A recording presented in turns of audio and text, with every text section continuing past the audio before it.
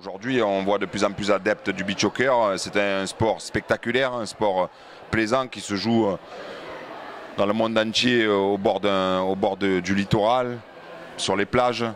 Et puis nous, sur notre territoire, France Dom-Tom, on a un littoral très important, on a des Dom-Tom très importants. Et puis beaucoup de touristes qui viennent l'été. Je crois que les statistiques 2012, c'est plus de 20 millions de touristes sur les plages. Donc le beach soccer a toute sa place. Et c'est pour ça qu'il plaît au plus grand nombre. Sur le beach soccer, il y a une maîtrise de la balle aérienne qui doit être...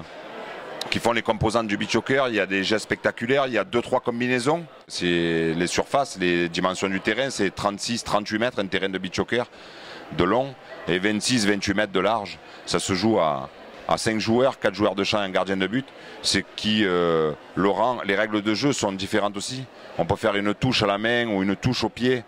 Et quand il y a un coup franc au beach soccer, c'est comme un penalty dans toute la surface de jeu. Il n'y a pas de mur. Donc c'est un peu les différences qui se font avec le football traditionnel. Mais avant tout, c'est un sport spectaculaire, parce qu'entre les tiers-temps, il y a aussi les danseuses.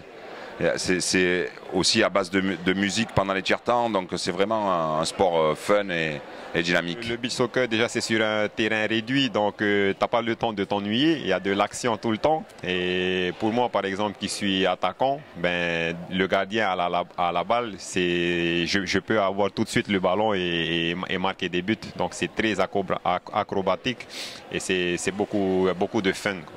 C'est notre souhait aussi que les personnes découvrent ce beach soccer, et quelle meilleure promotion on peut avoir que d'organiser cette Coupe du Monde chez nous, afin que notre peuple puisse voir les plus grandes nations du monde sur notre fénou.